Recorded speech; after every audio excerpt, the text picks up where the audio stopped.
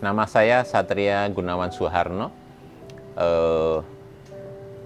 Untuk di dunia teh, saya generasi kedua.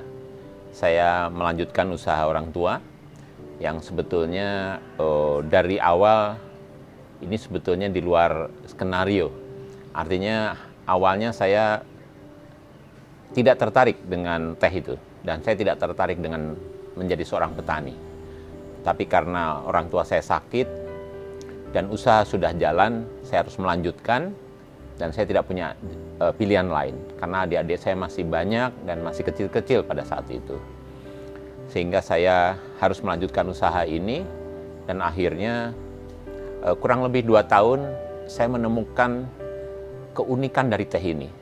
Mulailah di sana saya memperdalam teh, banyak kenal dengan orang teh, dan alhamdulillah sampailah saya seperti saat ini. Adapun pendidikan saya sebetulnya tidak nyambung sama sekali, tidak ada kaitannya dengan pertanian dan lain sebagainya, karena saya pendidikannya seorang pilot.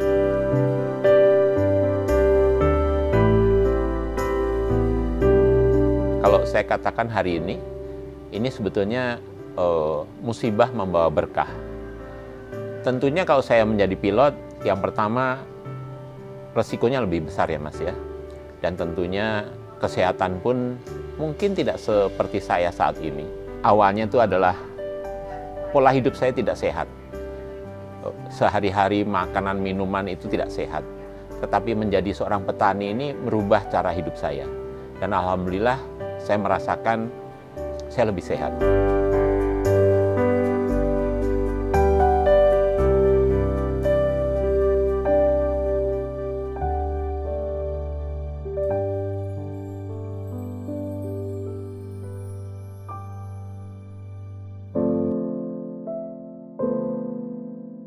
Dulu almarhum mempunyai 3 kebun, terus berjalannya waktu kami fokus di 1 kebun saja, dan sampai hari ini masih dikelola oleh adik saya. Tetapi karena lahan kami tidak banyak dan produk kami tidak bervariasi, sehingga kami saat ini mensuplai ke beberapa tempat yang jualan teh, itu dari beberapa kelompok tani juga. Bahkan ada yang dari Jawa Tengah, Jawa Barat, bahkan ada di Sumatera, itu betul-betul kelompok tani, Mas, bukan perusahaan besar.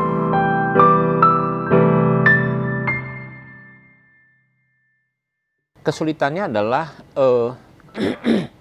kita kalah, Mas, dengan produk-produk, boleh dikatakan produk luar lah ya, Mas ya, yang sebetulnya kualitasnya untuk kesehatan itu lebih bagus kita. Tetapi kesulitan kita adalah menyampaikan informasi ini kepada bangsa sendiri itu masih masih kurang tersosialisasikan. Dan saya berharap ini sebetulnya momen-momen anak muda untuk mengangkat produk lokal. Kita harus tahu Mas, bahwa teh itu ada karena manfaat kesehatan. Nah, di Indonesia itu sebetulnya luar biasa, Mas. Karena apa? Mineral dalam tanah kita ini tidak dimiliki oleh negara-negara yang lain gitu. Nah, ini momen ini harusnya bisa dimanfaatkan oleh generasi penerus.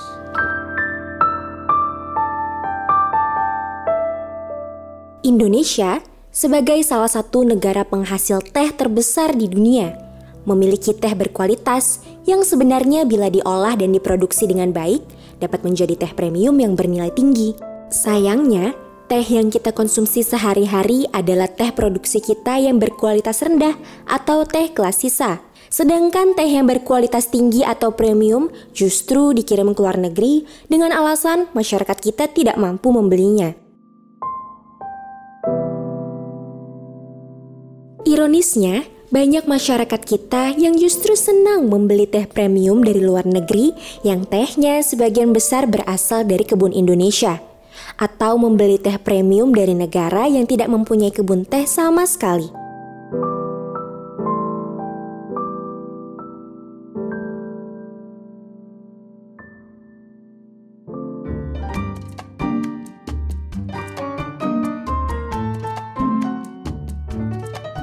Yang tidak layak adalah teh yang diimpor.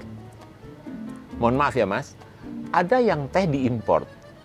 Mereka mengimpor teh itu sebetulnya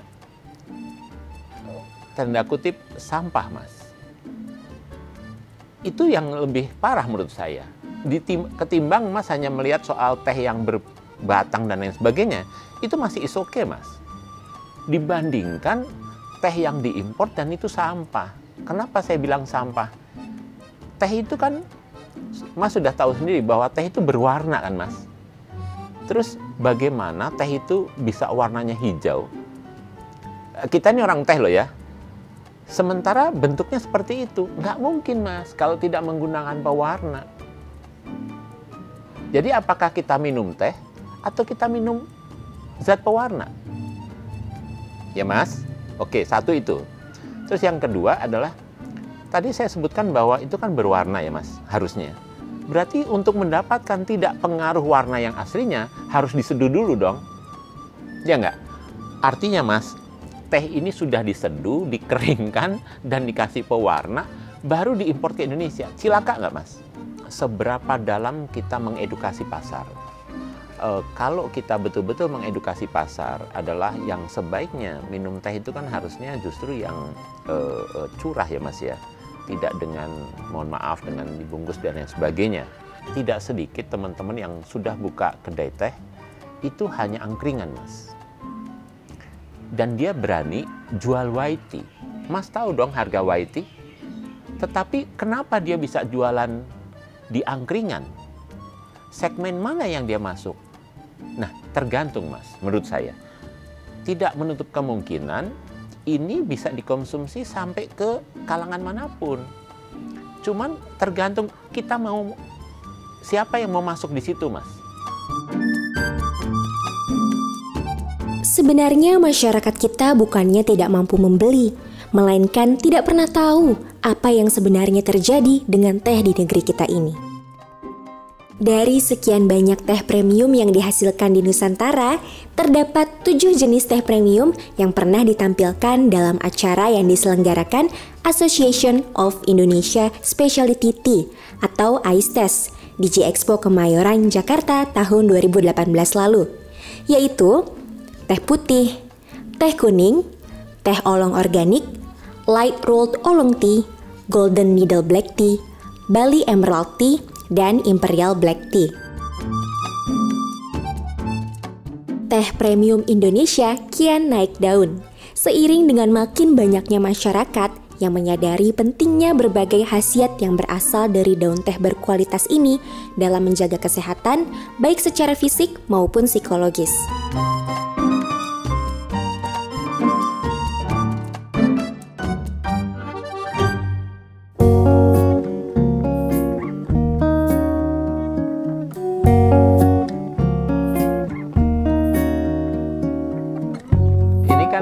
Perjalanan sejarah bangsa ya, dan menurut saya nggak apa-apa juga sih gitu, tapi saya yakin anak muda sekarang itu berbeda dengan generasi saya. Generasi saya itu yang penting gaya, tetapi generasi anak muda sekarang saya lihat tuh mereka tentang kesehatan tuh mereka sangat concern, dan mereka itu sudah merasakan efek dari itu semua, sehingga menurut saya sejarah yang ratusan tahun itu akan selesai dalam sekejap saja Mas. Dan itu masalahnya kan efek ya Mas ya, efek dari kesehatan itu akan menyelesaikan itu semua.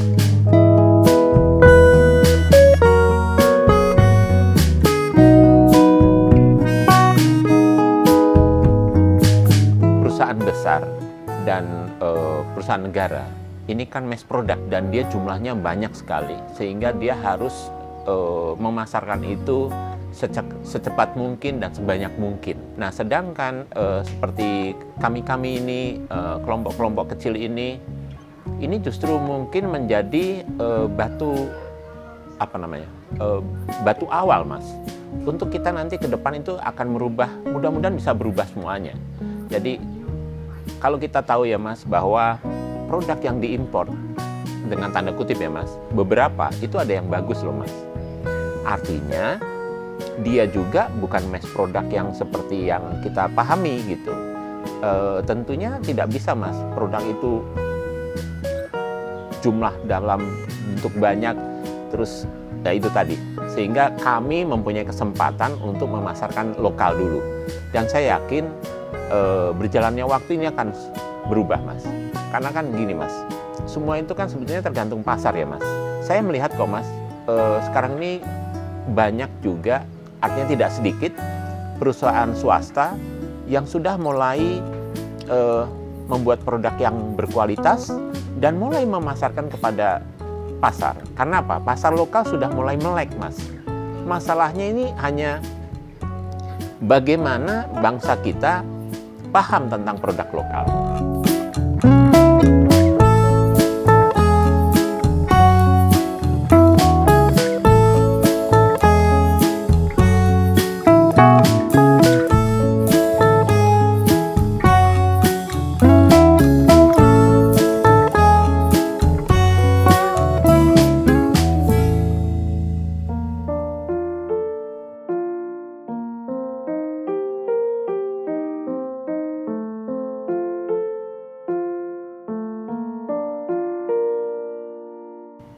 Untuk menentukan nanti produk apa yang dihasilkan. Karena apa? Mas mungkin pasti harus sudah tahu bahwa tidak semua tanaman teh bisa menghasilkan whitey silver needle. Ya kan? Sehingga kelompok tani ini ketika ingin gabung dengan House of Tea, kita harus melihat Mas, tanamannya apa sih? Gitu. Oke deh. Kalau gitu produk ini bisa nih kita tingkatkan kelasnya, tapi harus begini, begini, begini. Satu kelompok tani, dia punya 50 anggota gitu. Apakah kita rekrut semua? Nggak bisa Mas, nggak bisa. Jadi harus kita lihat dulu nih yang bisa disiplin, berapa orang. Berangkat dari jumlah yang kecil. Yang bisa menghasilkan whitey silver needle hanya pada saat dia masih kuncup, itu ada bulunya. Itu hanya Camellia sinensis assamica gambung tertentu saja, tidak semuanya. Nah kan itu Mas. Oleh karena itu, kita harus betul-betul menguasai di lapangan, petani ini, kelompok ini berapa banyak nih jenisnya gitu. Jumlahnya, persentasenya mana yang lebih banyak. Kalau dia jumlahnya whitey-nya yang akan bisa jadi whitey kecil, ya lebih baik tidak dibikin whitey Mas. Gitu, lebih baik tidak dibikin. Karena apa? Nanti jumlahnya tidak terkejar. Gitu. Akhirnya nanti harga mereka juga kurang bagus gitu. Jadi kami pasti memilih hanya kelompok-kelompok yang mempunyai varietas tertentu, itu yang mereka fokus di bawah.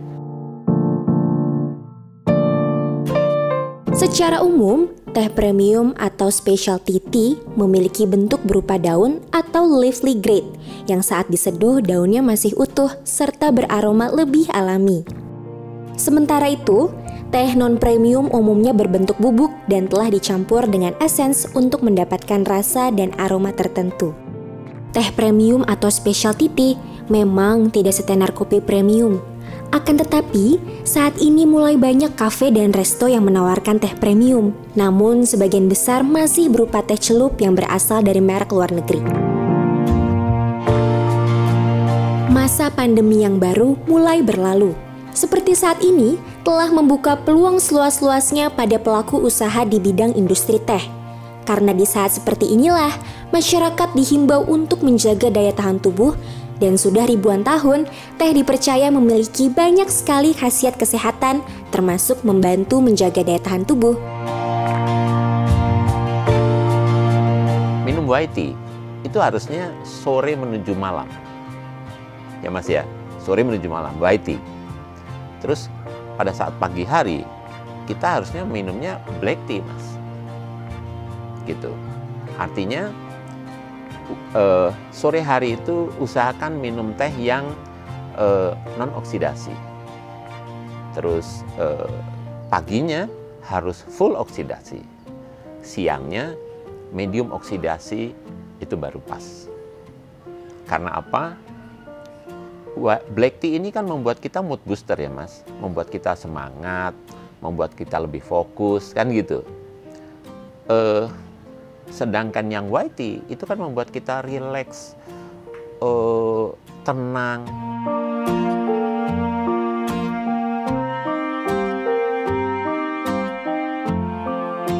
Dukungan masyarakat akan produk dan budaya lokal juga semakin meningkat. Selain itu, di era new normal, perkebunan teh memiliki potensi besar untuk berkembang di sektor agrowisata. Tren bisnis teh yang dirintis anak muda tidak hanya merebak di Jakarta, tetapi juga di kota-kota lain di Indonesia.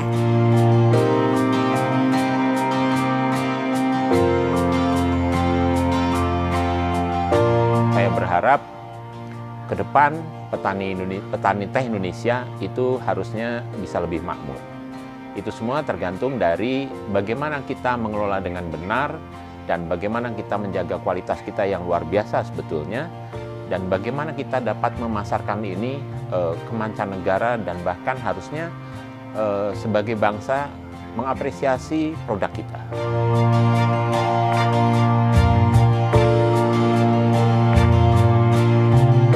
Perkebunan teh rakyat juga telah diusung dan dikemas menjadi lebih relevan dengan anak-anak muda. Dan brand lokal juga sudah mulai ditemukan di kafe-kafe dan banyak tempat di Indonesia. Inilah saatnya pelaku bisnis teh mengubah tantangan menjadi peluang.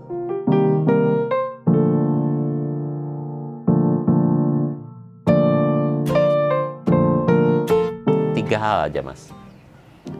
Pilih tehnya yang benar, terus nyeduhnya yang benar, waktu menikmati yang benar. Nah, kalau ketiga ini diterapkan, Mas akan mendapatkan efek positif terhadap tubuh, dan saya yakin Mas gak akan ngelain hati.